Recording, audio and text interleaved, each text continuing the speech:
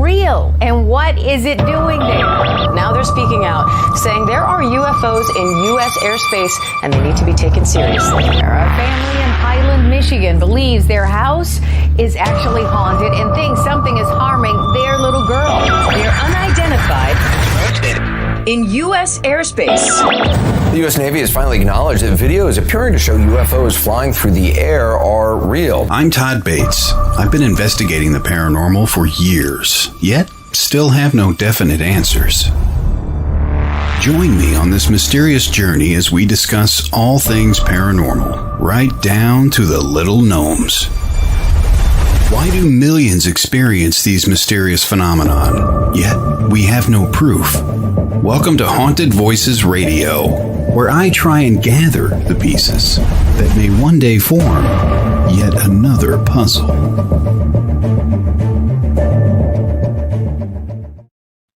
And a good evening, one and all. Welcome, Haunted Voices Live, right here, WLTK-DB, Paranormal Talk. Happy New Year. Holy cow. How you doing, Nicole?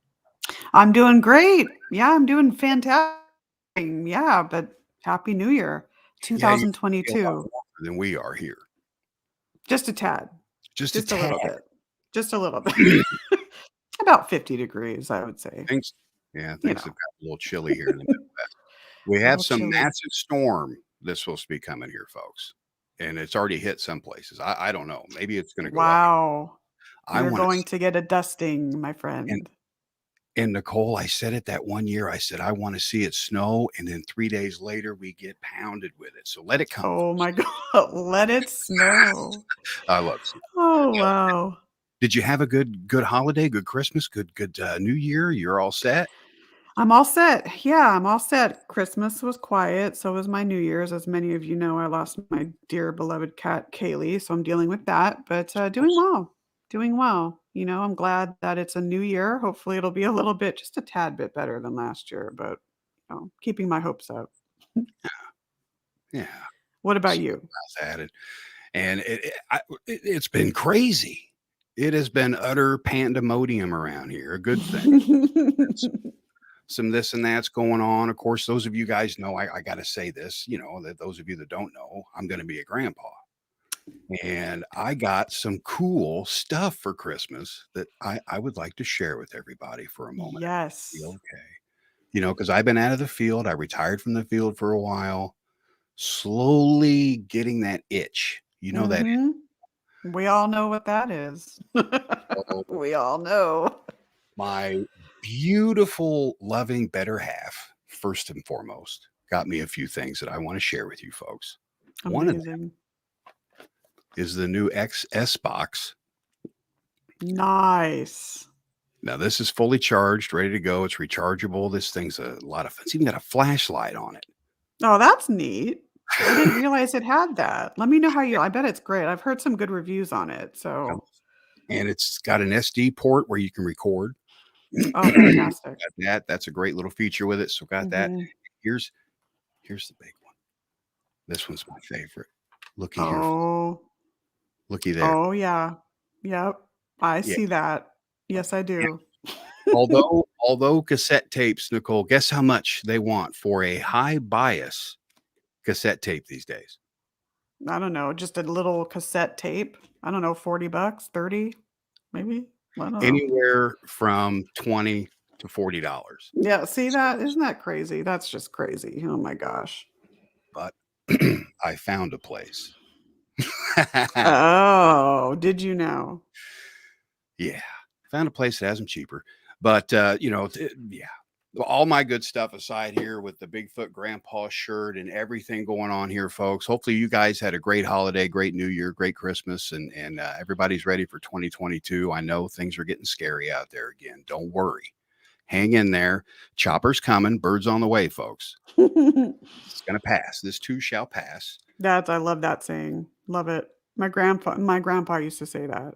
And it helps. It really does. Yep. It's closure. But we have got a phenomenal show. Oh my goodness. Long time friend. I haven't talked to Vince in quite a while. Too long. But we're going to be talking about seances, Ouija boards, science, gadgets, parapsychology, everything tonight, folks. And if you have any questions, be sure put them in the comments. Just comment below. Be sure and share and give us these little heart things. I guess these heart things kick the thing up or whatever. So if you got a second, folks, click the little heart instead of a like. Oh, On Facebook. nice. I don't know. Yeah, I see lots of familiar faces in the chat. So hello. Yes, hello. We've got Michelle, and we've got Meg. Amber's in there. John, Michael, Christina's in there. Everybody, hello, everybody. Thank you guys for showing up here. And we've had a rough year last year. It was up and down, but you know what? That is behind us. 2022 is here. As far as station updates and things, you may see a few new things. Nothing really major, folks. Not going to do any major upgrades, anything like that. That'll probably put me in the hospital. So we don't need to do any fun stuff like that. But we don't need that. have some fun. Look at that, Belle Salisbury. Hi, Belle. My goodness, it's been wow. Hi, Belle. I haven't seen her or talked to her in a while. There's a lot of great people here showing up. Now, tonight we're going to get into some Ouijas and seances. Like I said, if you have any questions, post them in there. If you guys have had any experiences using the Ouija, good, bad, what have you, your opinions, all that's important because we want to talk about this tonight and see what you guys feel. You know, what you guys feel as well. Because Vince is top notch with this stuff, no, folks. Yeah, so, he really is. I would love to bring him in here. You ready for Vince, Nicole? Oh, I'm ready. I'm ready. Let's pick his brain, shall we? Vince, my goodness, my friend, welcome to Haunted. Nice to see you again. Yeah. Wow, this technology, we can see each other now. Well, it's been a long time, and you have been in this field for quite a while, author. You've written some books. 1998. Yeah. Wow, that's a long time. Yep, I've loved it since I was a kid. You know, I grew up on In Search of and Ghostbusters and Poltergeist and all those great shows and movies of the 70s and 80s. And of course, I'm talking about the original Ghostbusters, the original Poltergeist, not those remakes that came out later. Although the sequel recently was not too bad. I like that. So, yeah, those are great. And to get the start as you did as early on as a child, now you were just sparked by the films and things. Did you have a personal experience, Vince? Well, it was I think it was more In Search of with Leonard Nimoy than anything else because it presented these things in a documentary format. And when I was 6, 7, 8 years old I would watch these shows super young, way too young probably. I was watching a documentary on the Amityville Horror in 79. I was 5 years old, something like that. But I love those shows, and it made me realize that even at that young age, I knew a documentary meant it was supposed to be real. And it made me wonder as I grew up into young adult, is this real? Is it possible? Is it possible that there could be ghosts and ESP and psychic phenomena? And if they were real, how would you know? How could you find out? And how does it, and because I love science too, the inevitable question came up: if there was a universe in which science is real, which it is, obviously, science and technology and everything allows us to live our day-to-day lives, to have this video conversation like we are right now. How does the paranormal or supernatural fit into that? How can they coexist and not ruin one another in some way? And these are the questions I began asking myself. So when I first did my very first paranormal investigation in 1998, it was at Governor's Bridge in Maryland. And it was one of those crybaby bridges you hear about all the time. Every town has one. Yep. Exactly. Yeah, and it also had the local legend of the Goat Man in Maryland, which is a weird cryptid story of a half man, half goat. And there's all sorts of little legends and myths and folk tales from that area. And as we went out there with our ghost hunting gadgets and limited knowledge, and the internet barely a thing. I began to ask myself, are we using this right? Are we using it correctly? And what are the theories behind why are we using these things in the first place? That is the question of the evening. Mm-hmm. The science behind it, and that's been such a controversial topic for years. The science behind it, some call it a pseudoscience, for crying out loud. That's fair, I suppose. Yeah. I it is in a way, but is there a lot of science that goes into this, or is there just a lot of guesswork, Vince? What do you think? A little bit of both, because if we absolutely knew what ghosts were, it would be discussed in classrooms. It'd be in science class or sociology classes or something like that. It would be a topic of discussion. And there's a lot of confusion and myths and ideas associated with ghosts that we still don't understand. Ghosts, the ideas of what ghosts are have evolved through the evolution of ideas over the past few millennia. The first ghost story was the Epic of Gilgamesh, going back over 5,000 years ago to ancient Mesopotamia, in which Gilgamesh travels into the underworld to rescue his friend Akindu from the afterlife, and he has an interaction with his ghost. The first haunted house story was told in ancient Athens, Greece, where Athenodous, a friend of Pliny the Younger, tells his story of his friend Athenodous, who rents an apartment in Athens and discovers that it's haunted by ghosts. And these ideas have evolved over the centuries to modern times. Ghosts had different clothing, different appearances, depending on what culture it came from. What were they solid? Were they translucent? Did they have powers and abilities or knowledge? Questions we have to ask ourselves today is, why don't ghosts just talk to us? Why can't we just walk into a house and have a conversation with Abraham Lincoln? And and that sort of thing. Why is it so difficult? Why is it only sporadic and seemingly random? Mm-hmm. What factors are required for a ghost to manifest? These are questions that we had to ask ourselves today. That's what separates someone as a ghost hunter, which is basically, I look at ghost hunters as, you're doing it for fun, not trying to prove anything. Exactly. You're doing it for your own enjoyment and self-fulfillment, and there's nothing wrong with that, and that's great, and you should keep doing that. But then there's the parapsychologist and levels in between. Parapsychologists they submit data to organizations like the American Institute of Parapsychology, which I'm currently the executive director of. Very nice. Nice. Good for you. The Parapsychology Foundation, the Parapsychological Association, and things like that.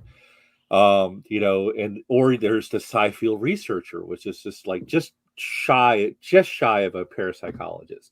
In which they're still submitting data, they're accumulating things, and there's the paranormal investigators, paranormal and researchers, et cetera, that may contribute at different levels and have some degree of sharing of information. I have a controversial opinion about experts in the paranormal. And my opinion is that there are experts in the paranormal. A lot of people say there are not. Really? Yes. So, Okay. All right. So here, let me ask you guys a question, Todd and Nicole. All right. Do you consider the paranormal a field of study? Mm-hmm. Yes. All right. Then there has to depending be on who's- experts.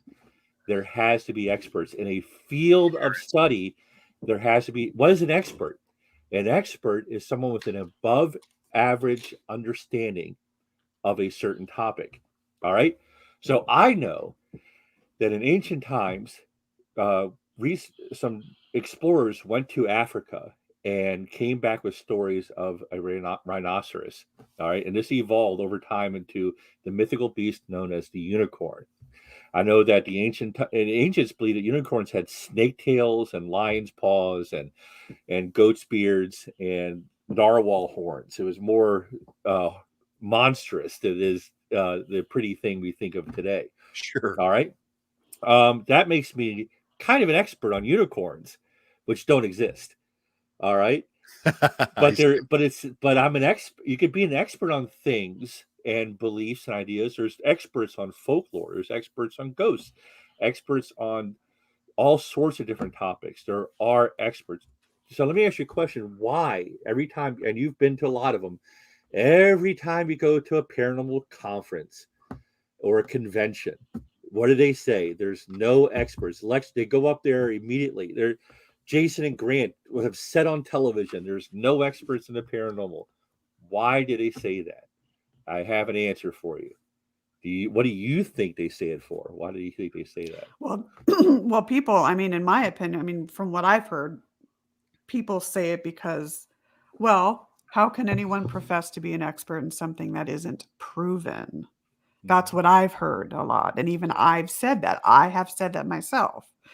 So, you know, there's experts on alien life, and in scientists, researchers who have gone to school for 8 to 10 years or more, have hypothesized and speculate on higher dimensions, multiverse, you know, theoretical hyperspatial geometry that we can't prove exists right now, only through experiments, hopefully later on. You know, there were experts in black holes before we proved that black holes exist. Stephen Hawking was an expert in black holes long before they actually discovered that there actually were black holes. All right. right. Here's the real reason, the secret, scandalous reason. I want you to hold off on that until we take a break, Vince. Scandalous reason. Scandalous okay, reason. let's hear. This is good. This is good stuff, folks. This is good stuff. Hang tight and put your opinions in there. Do you think there are or should be experts in this field? Post it in the comments below. We're going to take a short break. We come back more with our guest, Vince Wilson. Stay tuned.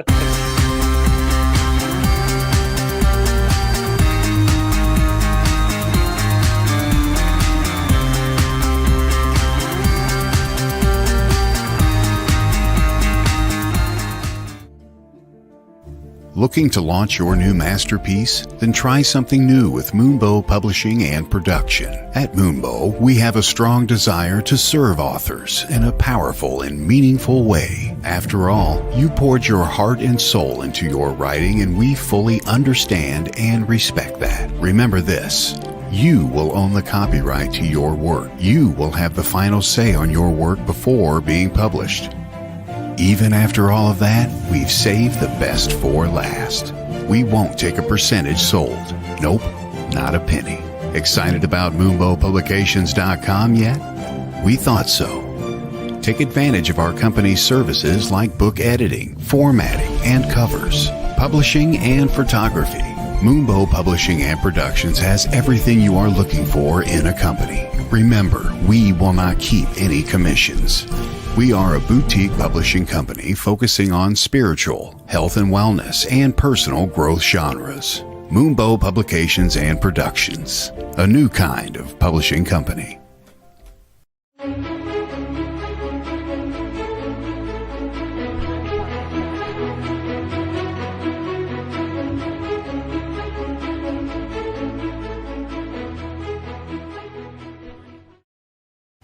"19 minutes past the hour. Haunted Voices Live. Those of you just tuning in, missed the first part of the show. We've got you covered. Everything's being recorded. It's the new age, folks. Everything's being recorded. You can find out the latest right there on the website, WLTK-DB.com.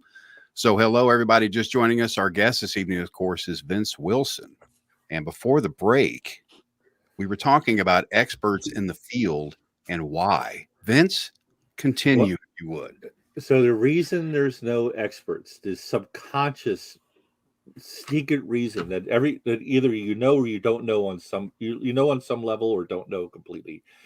You don't know why they've always said it. We just take it for granted because they keep repeating it over and over again. Some of us have even said it. There's no experts. All right. But the real reason is accountability. If there were experts, you'd have to be accountable. Now, that's just saying that someone gets to tell you what ghosts are or what you're allowed to believe. It just means that you should submit data for peer review, look at the theories and decide, and listen to options, and have alternative options than your own opinions, and then be able to say, well, this isn't working, I'll try something else. That's what experts means. That's what means accountability. The reason there's never been a successful, and think of how long have you guys been in this? How many times has there ever been a successful coalition of the paranormal? A successful group of groups. No, because everybody wants to be the leader. Everyone wants to be in charge.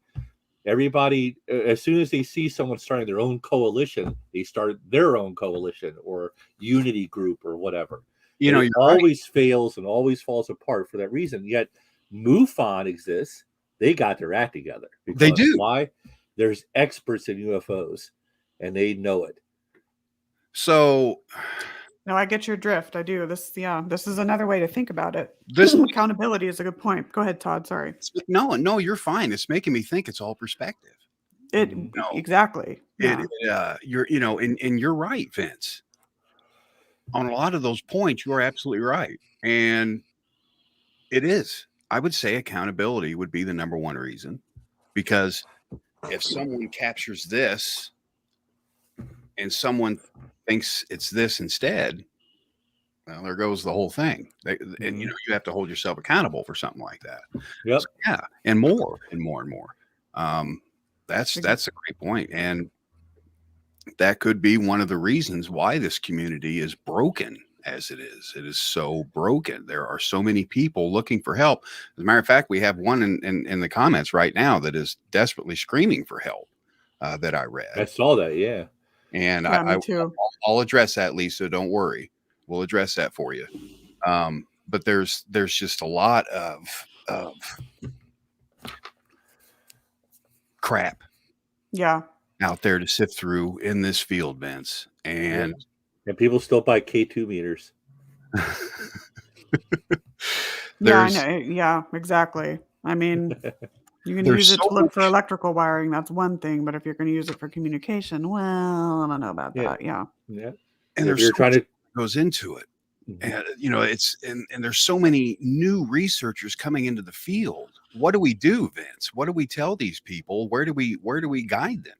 Well, reading books is one thing. I saw a group at a hotel recently. I was at this hotel, and there was by sheer coincidence, there was a paranormal research group setting up, and I introduced myself, and I didn't say anything more than my name, and that sort of thing. I said, "Oh, so I'm very into the paranormal. So what kind of books have you read on the topic?"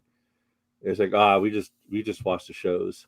Yeah. And he had thousands of dollars worth of equipment, video and audio recording and laptops and all sorts of EMF detectors and tri-field meters and Frank's boxes and recording devices, everything in fancy electronic and probably everything interfering with each other at the same time. No base readings, nothing like that going on. And he's just like the leader of the team admitted to me that he just doesn't read, wasn't interested in reading. So I don't care if you if you listen to audiobooks, but get your sources from other things besides, Social media. Social media. I still like getting older books. I have behind this curtain over here is Man, Myth, and Magic from the 1970s. I have an entire collection of. It's an encyclopedia series, if you don't know, and I have the Mysteries of the Unknown from Time Life from the 1980s, the entire collection over here. Wonderful. I just got a new book series called The Supernatural from 1976, 21 book encyclopedia set called The Supernatural. Because back then, if you want to know something about something, you went to that place. If you want to know what it was like to look up Yetis in Tibet, you had to go to Tibet. If you wanted, and you had to talk to those people back in the day, and translate and write things down and take real notes and things like that. And yes, the Google is a wonderful resource and it cannot be denied. But there's information in old books that still hasn't made its way. One day that probably won't be true. One day, literally everything, except of most things, will be on the internet, but not yet. So these great resources are fantastic. A concept that I'm thinking of right now, it's an economic concept, the law of diminishing returns. And I think in the paranormal field these days, it's great to have differing opinions and different theories, but there's so many hands in the pot that in many ways it's convoluting the research end of it, because a lot of people's opinions and all of this, they're just not connecting. And I think that that's in many ways affecting The really good, question, successful you're research. you're absolutely correct. People have to answer themselves, Nicole. Like, why am I doing it this way? Exactly. What is the reason people did it originally? Those are questions that just aren't asked. People watch the Right. shows, and I've been on the shows.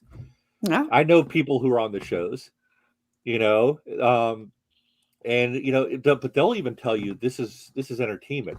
This is not how we do things in real life. Most of them will anyway. They'll literally tell you. It looks like you might have a spammer in your room, there. Um, but the anyway the you know the I just noticed that. yeah. But yeah, they're not even looking at the reasons why to use EMF detectors. It's not to detect ghosts directly. They're not Egon's PKE meter. That doesn't exist. The reason you use them is to look for differences in existing electromagnetic fields. You're looking for an invisible something in the environment, and every device you use for detecting environmental changes is to detect something undetectable. You did base readings first, and then you look for differences in those base readings. It's more. Don't you agree that it's more impressive to investigate one location 100 times than 100 Yes. locations once? Absolutely. Oh Yes. yeah, That absolutely. is a concept that is beyond the comprehension of Hmm. many paranormal investigators out there. It is beyond their rationality, their ability they can't even fathom that concept unless they hear it from someone else. Yeah. It's because they just haven't been exposed to it yet because not enough people are talking about it. For example, you have a lot of devices out there right now that have voice basically internalized electronic dictionaries or access Hmm. to frequencies and things like that, and a random number generator.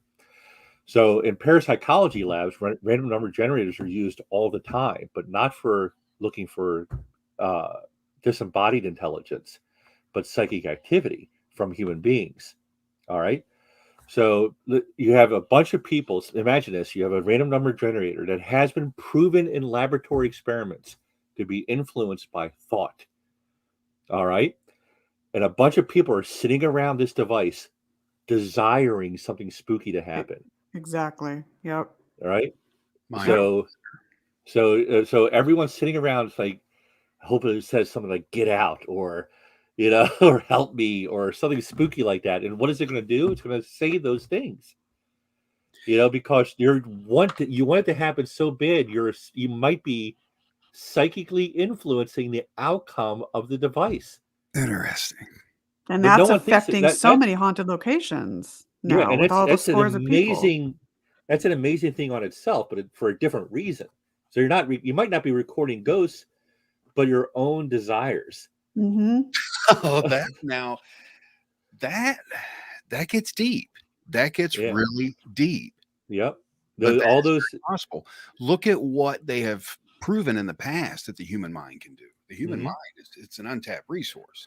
It Yeah, really poltergeist activity is considered by many parapsychologists to be the psychosomatic or psychokinetic manifestations of the subconscious, the id specifically.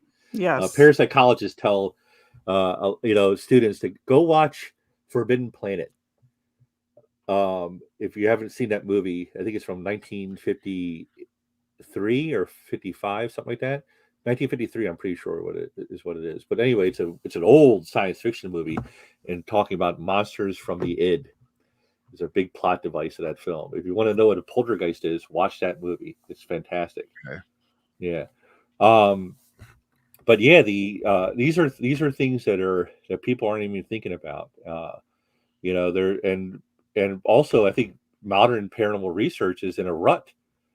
People are still using older technology when your mobile device has a better microphone in it than any other technology in the world. The best microphones in here, in the world are in mobile devices.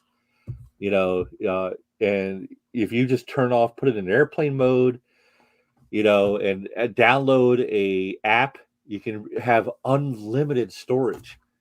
Like people are going on eBay and spending $300 for an outdated digital voice recorder from But it's 1999. fun. Well, so here's the problem with this particular model. You probably know what I'm talking about. I don't remember it's like D85 or something like that. Something Oh, like that RRDR60. Yeah, that's it. Here you go. Yeah. So the problem with that is it uses voice activation technology. So Mhm. Matt, you start here with your recording at 1, and let's say you recorded for 60 minutes. So here's 60 here, right? Now you put it on voice activation, and you leave the room. You can even leave the house. So every time the Vox, as it's called, picks up a sound, okay, which falls within the parameters of the human voice, okay, which is a narrow bandwidth, but still a wide bandwidth technically. Wide enough, yeah. Yeah, wide enough. It could pick up tree branches, the wind, floor, steps on the floor, banging sound, anything, the house creaking naturally. So it's picking up these things that are within once again, the parameters of the human voice. All right. So, and it's compiling these. There's no timestamp in the recording because it's an old technology. It's only got a couple of hundred megabytes of storage space, maybe, I think. Right. Yes. So what it does is it compresses all these little 1, 2, 3, 4, 5, 6, 7, 8, 9, 10, all dozen, 2 dozen, 3 dozen, individual sounds into a single sound that it plays back. Once again, with no ability to separate those different sounds. So what you end up hearing is something that sounds like, it sounds like a human voice, and the pareidolia, the idea that you apply what you know to the sounds and things you see, or the sights you see, the sounds you hear. You'll say, "Oh, that sounds like it said, get out," or "My name is Jack," or something like that. You'll apply pareidolia to that, and then you'll get but it's what people buy it because that's what they want. They don't care about the facts or that it actually doesn't do what's supposed to do. They want results. So that's why they buy K2 meters that pick up garage door openers, and and sound recorders that are 20 years old, because you get results. You don't have to wait, because you get whatever, and you can just say it's a ghost, and that's fun. But What would you recommend, Vince? I mean, if somebody's out there, let's say they want to communicate with spirit, they want to try and communicate, what would you recommend that they do? you have with modern technology, you have your mobile device. My phone has unlimited storage because I can hook up the Google Drive and have 2 terabytes of additional storage if I wanted to. Besides the 64 gigabytes that are on it now. Actually 128 on my new phone, to be honest with you. And I could put a SD card in it and get additional storage. I could bring a Chromebook or a laptop and have even more storage abilities, and better microphones. I get a podcast microphone, hook up to a Chromebook or a tablet, for a setup that costs me, Chromebooks or even a Kindle for $100. I can get an older Kindle and hook up a USB microphone to it, or a mic jack to it, because I think it actually could hook up a microphone headset to it, and have better sound quality than I ever could have from getting a simple voice recorder. Real high quality sound. And there's apps that are free. Pay a little extra, you get all sorts of bells and whistles that allow you to analyze the sound. But there's apps that are free that I can download and record with. Yeah, but do any of those apps, do they contain, I mean, some of the apps that are out there, they're for entertainment too. Well, I'm not talking about the ghost apps. Okay. I'm talking about just a plain voice recorder app that you might use for a podcast. For like example. Voice Memo or something like Yeah, that. yeah. Right. Or and for your laptop, there's Audacity, which is still free, and that has great analyzer capabilities built into it. You think it's a little bit of a learning curve because it's very super simple, but it's easy enough you can learn the whole thing in a day, or at least learn enough. As far as those apps or the phones are concerned, the problem with those is that they're designed to use the gyroscopes and magnometers and things like that in your phone, right? Mm-hmm. So every phone is different. and like this phone might have a magnometer here, and GPS here, and magnetic sensors here, but your iPhone might not, or another model Android phone might not. They might have it in a completely different configuration. But the app was when these app designers made it, they designed it for whatever phone they were using. And I've never seen it I've tested a few of these apps. I've never seen it go analyzing your phone. Here's where all your sensors are, accommodating these sensors. There's no setup like that. It's just doing guesses, or it's a complete fraud. And they're just some of these apps don't do anything. They just pretend like ghosts are coming. Yeah. It's in research, I've used many times different types of recorders, all the way to the very sensitive mics of the Zoom and the Tascams down to the older just Sony or Olympus digital varieties. And I've also recorded with, my smartphone. Sorry, I had a picture of Family Guy characters there. Hello. All right. And it's many times I've captured disembodied vocalizations or actual EVPs on my older digital voice recorders, and even more advanced ones like Tascam and Zoom, but not on my phone. So go figure. It's weird how that happens many times. And it could be, like you were talking about, Vince. I mean, I recommend having an external microphone if possible. Yeah, absolutely. But still, the microphone on your phone is more advanced than any digital recorder. It's like because that's what I mean. Like, go figure. Yeah, go figure. Yeah, and even Chromebooks and laptops have built-in microphones. But I have I'm using it. I'm hesitate to lift it up because I might unplug it by accident. But I have a really nice podcast microphone I'm using right now, and I can unplug that, plug it into my Chromebook or laptop, and once again do EVP experiments with unlimited data, and it all packs into a small bag. Chromebooks you can get a Chromebook. I recommend having one with at least 6 gigabytes of RAM in it, because anything else will be slower with the new Chrome OS in it. If you have an existing laptop, you can use that too. Plug in your microphone, set it up. You don't need an internet connection to record. You can upload it later. Yeah. The only thing I would be like, the only thing I would be concerned with example recording from a laptop would be mechanical noises. Like, for example, a fan kicking on or something. Well, that's true, and that's why I put a big emphasis on Chromebooks, because Chromebooks have solid state drives and SD card. And some of them have SD card drives, for example, so you can plug in an SD card in there, USB. Solid state means there's no moving parts. All right, so a hard disk drive, HDD drive, is what you got to worry about when it comes to the sound from a whirring disc inside, or fans. Solid state drives have no fans.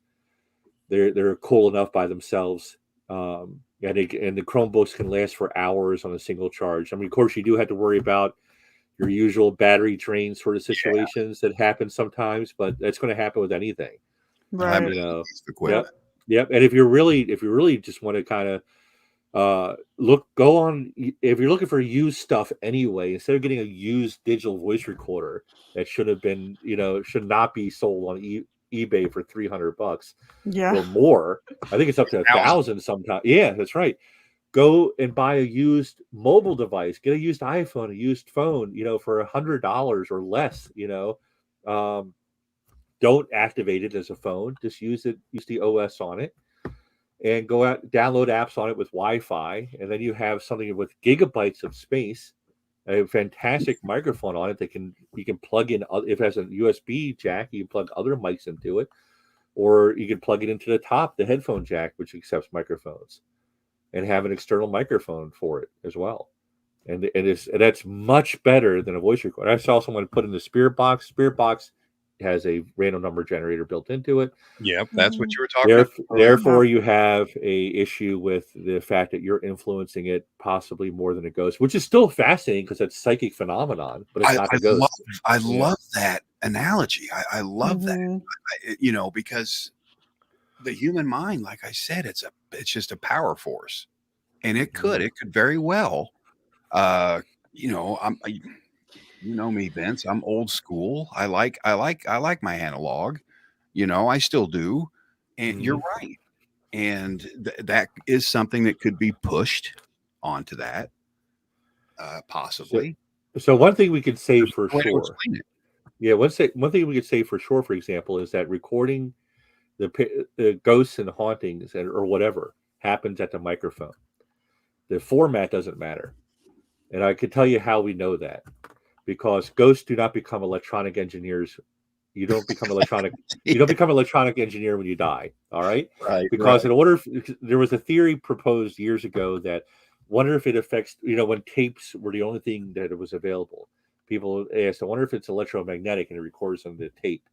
Well, the ghost would have to know at what frequency, level, and wavelength and of electromagnetic field between the eraser head and the capstan on the recorder in order to imprint that field onto the tape. So it doesn't happen to the tape. It can't. It's so ridiculous to be implausible. That we just it explains why we can get EVP on digital recordings and all kinds of different formats. It happens at the microphone, whatever it is. It might be electromagnetic, and it's bypassing the diaphragm and affecting Right. the magnetic heads on the microphone, but it's probably vibrational, and that's why, which is still fascinating and interesting, and it can affect the diaphragm directly. And that Frequency explains, vibrations. exactly. So that Yeah. explains why you can get recordings on all sorts of different formats. So the format doesn't matter. Analog is fun. It's like audit for the audiophiles out there who just like vinyl records and things like that. It's great to have a tape cassette sometimes. But when you're pressed for time and energy and Money. money and that sort of thing, getting an old cell phone is going to save you a lot of money and have a unlimited storage capability and all sorts of different options. Chromebook is even better. Get a Chromebook or a tablet and just knock yourself out. I mean, I want to help Lisa here with this question, but Vince, I've got to hand it to you. That has got me thinking really hard. Your common cell phones, and if something was captured, like Nicole said, she didn't capture anything, but if it's continued and something does get captured on there, it's going to be unbelievably clear as well, probably. Yeah, definitely. Just go to your app store. I'm sorry, real quick, Lisa, go to the app store and look up voice recorder. A whole bunch of free apps will come right Yeah, up. good idea. Go ahead, Nicole. I'm sorry. Oh no, I was just going to say, sorry, I interrupted you. A lot of what you're saying too about, human thoughts and the human element influencing the paranormal, and I've thought about, this is a question that I think about a lot. Before, let's say about 20 years ago, many of these haunted locations, I'm going to call them, many of these historic locations, even homes that were not investigated as much as they are today, what percentage of the activity that goes on today, or I would say in the last 10, 20 years, would be classified as a false haunting because of all these external influences? Oh, wow. I couldn't even fathom the number. Yeah. I mean, It's interesting. it depends on, it really does. It depends on, because you have to look at every single individual who's researching. Right, You can be the exactly. paranormal researcher snob. A lot of parapsychologists are, to be honest with you. Hate to break it to you.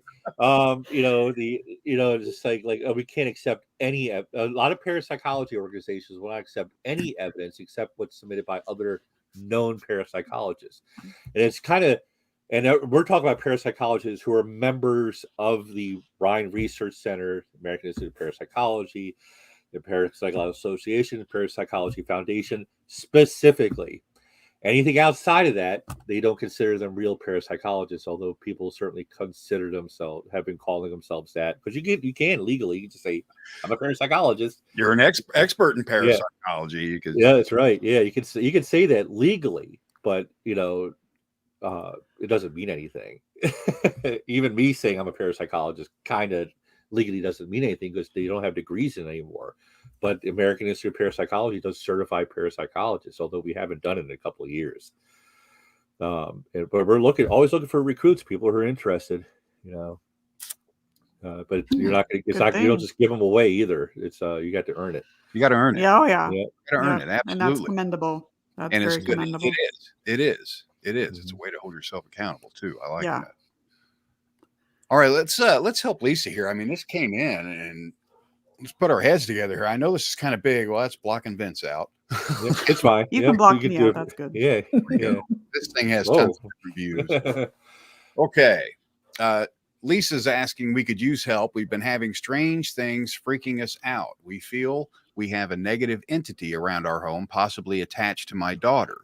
She has a Ouija board and used it in the morning before school one day. She felt pushed to do it.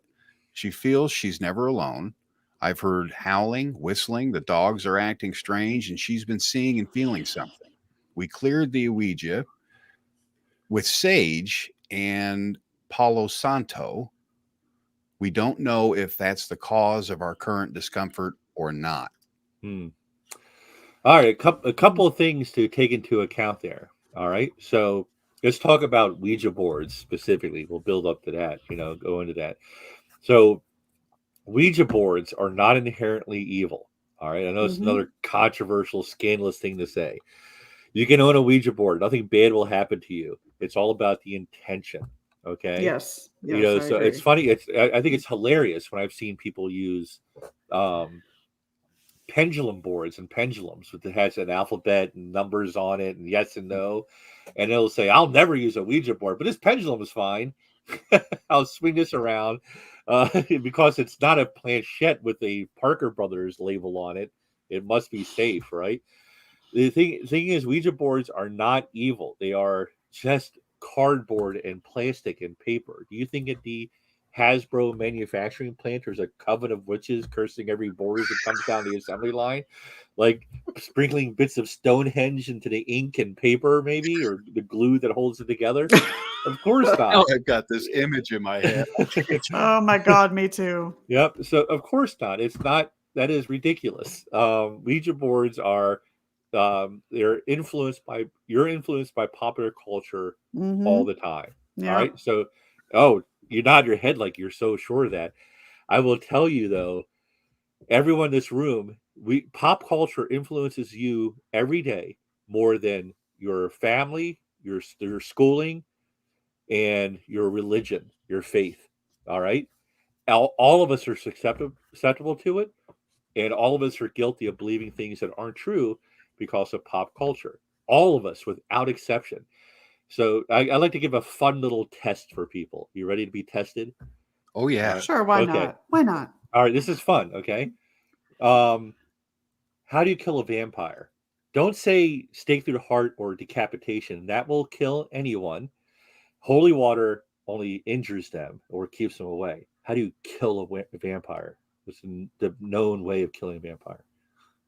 Garlic, isn't it? Garlic, yeah. Once again, hurts. theory. Doesn't Hurts keeps it away. Doesn't kill them. I guess if you shoved it down their throat, but that's a little difficult. So how do you kill a vampire? What's a sure way of killing a vampire? Anyone put in the chat? Cut off the head doesn't count. Nope, cut off Because the Stake through the it'll kill heart. anyone. Yeah, stake All right. through the heart will kill anyone. That's what. Will kill anyone. That will kill anyone. So How do you stake through the heart. specifically kill a vampire? You can't kill Specifically. one then. Sorry, I'm just going Come way on, off the- you haven't watched a vampire movie? Ah, there we go. Casey Light. said it. Sunlight specifically, right? Sunlight. Okay, Of so course. the Oh my vampire. gosh. Yes, of course. Hello. Okay, Thank you, Casey. My yeah, lucky good daughter. job, Casey. So, One of my favorite movies too. Hello. Oh Yeah. my gosh. yeah. So Just the vampire myth has been around in Western civilization alone, has been around for 5,000 years. Every culture in the world has a vampire myth. If you break it down to supernatural creature sucks the life force out of the living, right? So every culture in the world, without exception, has a vampire myth. Isn't that interesting? So, so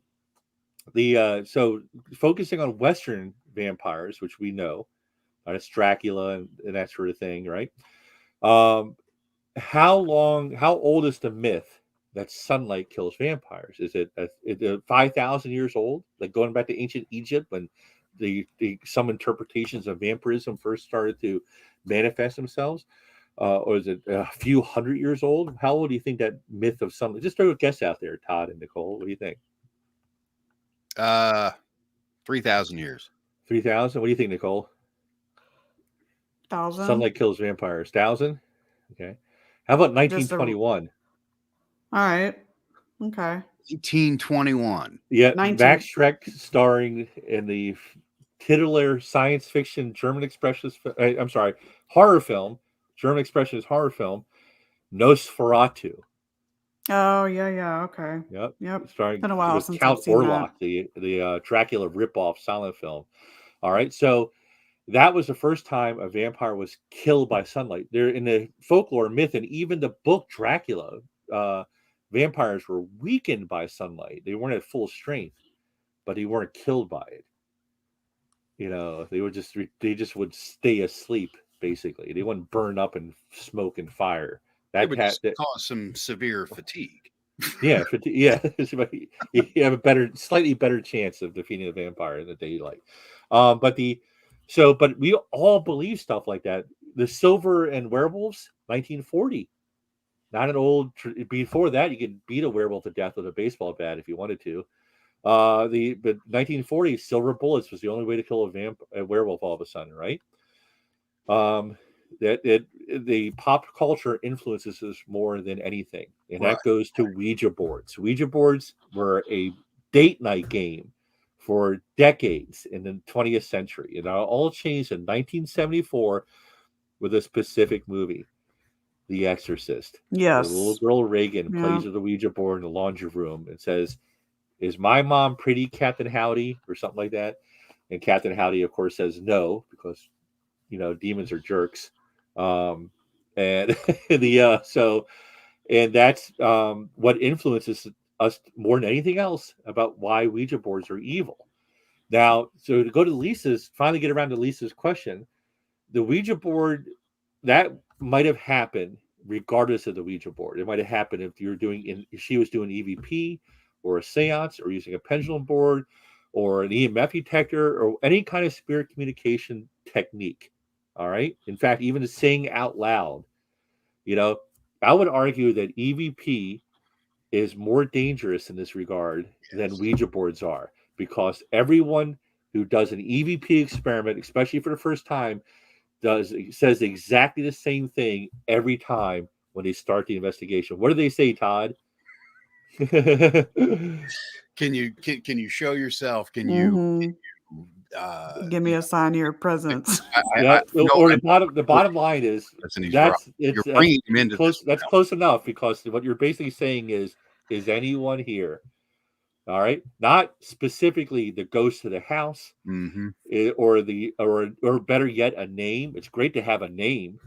It's EVP stands for electronic voice phenomenon, Lisa. The bottom line is Ouija boards even have rules. Like, it comes with 3 basic rules in the box. Never use in a graveyard. Never use alone. Always say goodbye. All right. There's a basic seance. I've broken all those rules, by the way, but for purely for experimentation, of course. Um, but uh, but the seance rules are basically very similar. You always specifically contact a specific entity, or consciousness, or whatever term you want to use. Even if it's like the spirit that haunts his home, the human spirit that haunts his home, or a name is better, of course. But if you don't have that information, you would say the human consciousness that exists here, or the person. If you have a name, better still. I always recommend trying to talk to them like they're still alive. Don't say Yes. ghost or spirit or entity or something like that. But if lacking more information, used it alone. She used alone. Yep, she used alone. She probably had an open-ended questions. Maybe didn't set a criteria. There's protection circles that you can create. There are a thought process, intentions, invocations that can be used during, because you're basically doing a seance when you use a Ouija board, and seances have rules. Seances within our seance, you shall be contained. At the breaking of the circle, you shall be released, in safety, and et cetera, et cetera. These sorts of terms are important. The intention of the individual present. You know, and on even on a subconscious level, there's people thinking, I hope something spooky happens. There's something, I Yep. hope something weird. I mean, why would you use it in the first place? Unfortunately, I yeah. mean, yeah. So And that, yeah. The no, you're next comment that, yeah, put up the next comment because that's important too. okay. I'm going to post these here. There we go. Yeah. At this point, I don't know if we will know the origin now. We just want to be freaked out. Well, the stage burning is fine because what you did was you changed the environmental conditions of the environment. So, uh, sage has multiple theories behind why it works. One theory, of course, is the metaphysical theory. It's a pure, um, uh, you know, plant that is that that clears the environment, clarifies the air, you know, et cetera, et cetera. It has religious and spiritual and other ideas behind it, and of course, there's good intentions behind it. Um, the but on the scientific idea that you're adding particulates into the environment that saturate the air, the environment, the comfortable environment that the spirit was allowed to manifest in. By changing the environmental conditions, you alter the comfort level or the manifestation abilities of the entity that's present there. So sage is always great to, regardless of what you feel the reason is that it works, it does work. You know, yep, a white light protection sort of thing, which affects it psychically and subconsciously as well. You know, and of course, the age of the daughter is also important because you might actually be dealing with a subconscious manifestation, you know, as a you know Mm-hmm. from the daughter herself, if she's going through emotional issues or even Right. regular, you know, teenage stuff. You know, this could create a poltergeist agency situation. She's 14. That's Yes, perfect age. Yeah, there you go. Yeah, she is the yeah, classic age. She's yeah. 14.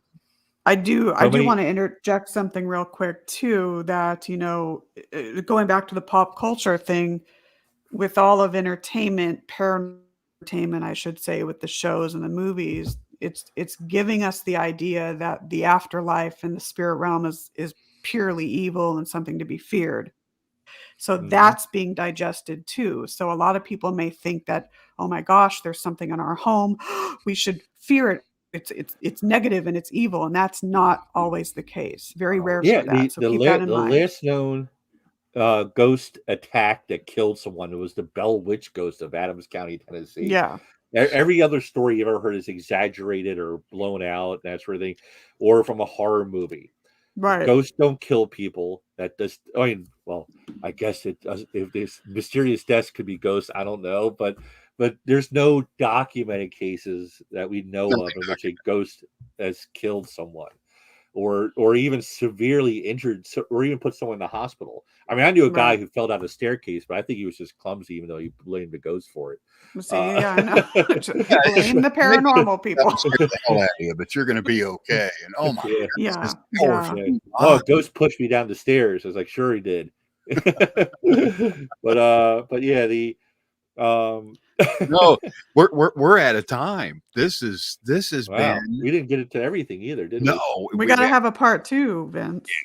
Mm, We haven't even I'm scratched. glad to come back. We're going to be back with this. We're going to definitely be back with this. This was absolutely amazing, Vince. Yeah. Thank you so much. And You're very welcome, and thank you, Todd, for having me on your show again. It's been great catching back up with you.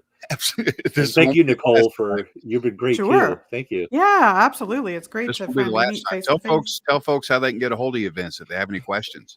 So all the paranormal stuff you can get to me through ghosttech.com or send me an email at vince@ghosttech.com. There's also parapsychologylab.com, which is the official website for the American Institute of Parapsychology. All right. And you can friend me on Facebook. You know, send me a friend request. I usually accept them. I run the Facebook group, the BSPR, the Baltimore Society for Paranormal Research, and also and the Eastern Shore Paranormal. The specifically the group that has the most members. There's two groups that had the same name, but the one with the bigger, like Mm. 6,000 membership is mine. Not to brag or anything. It's okay. Days, my You can. friend. Good job. Yeah. So the So yeah, feel free to check out those groups and send me an email, or and we'll contact if you have any questions for sure. Oh, you got it, Vince. Thank you a ton. Thank you. Yeah, Looking forward to thanks a having you back. lot. It's great. And Had a to all great time. you folks out there, holy cow, thank you for taking time and hanging out with us here during the live show. And there's so many good things here coming up, and we're running short on time, so I'm going to cut this short. Yeah. We're going to have Vince back, and Nicole, thank you. It's always great co-hosting with you. Yeah, likewise, Todd. It's amazing. This was And be awesome. Can't sure- wait for part 2. Part 2 is coming soon. Stay tuned. 11 Eastern, 10 Central. Paranormal Pete is up next. WLTK-DB.com. Have a great night, folks, and a great week. Hi, guys. Bye-bye.